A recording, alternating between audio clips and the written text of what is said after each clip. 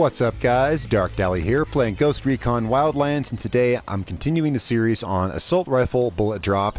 If you haven't seen this series, I'll have a link down in the description below this video to the beginning of the playlist, so you can check out the other stuff we've done. This is only I believe this is the 4th video now, and today, by massive request, I'm doing the M4A1.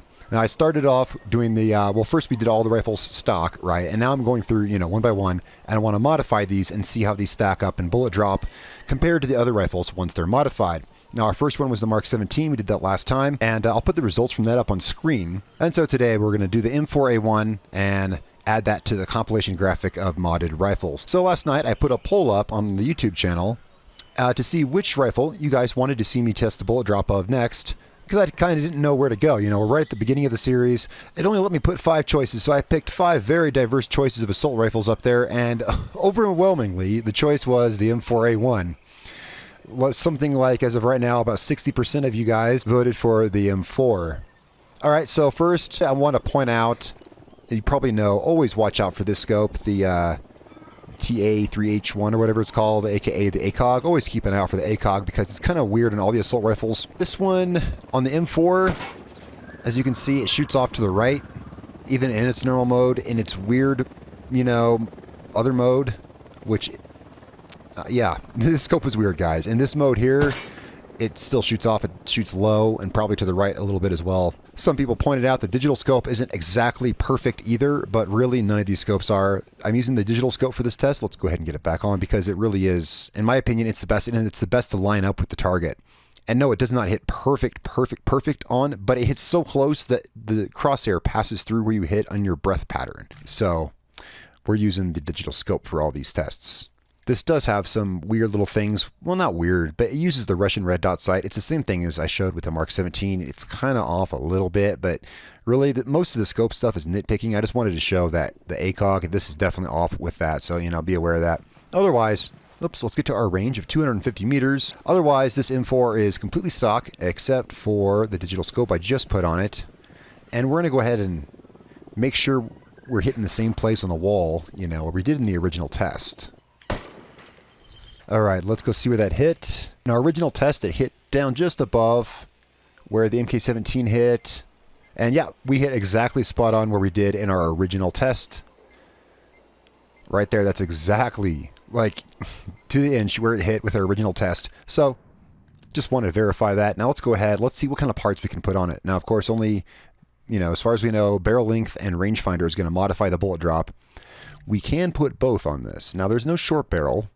Someone did point out that I should have tested the MK17 with the short barrel. Yeah, I probably should have shown that. I did kind of do it on my own, and it doesn't even hit the wall, so I didn't see a reason to include that, but future rifles which have a short barrel, I will be doing that, just so you guys know. Let's see how much a long barrel will improve our bullet drop here. The Mark 17, it took it up almost 2 full bricks on this wall. It's, so I'm curious to see what it'll do with the M4. Alright, so it took us to right there at the top of that brick. Now, that's only slightly lower. That's only about an inch. In fact, that's within the margin of error as to where the MK17 hit fully modded.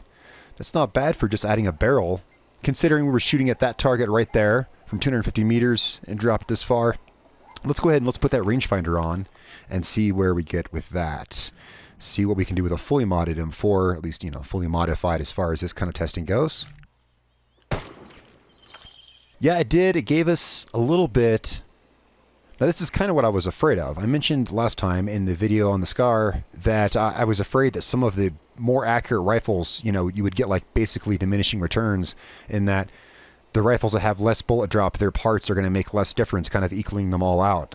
That's something I didn't want to see, and that's something we saw with one of the sniper rifles, the M91. We saw that with that one. And see, it doesn't seem that on the M4 here, the barrel and the rangefinder didn't have quite the same effect they did on the MK17, and it took it to just an inch away from where the Mark 17 hit on the wall. I scoped back in and took a couple more shots.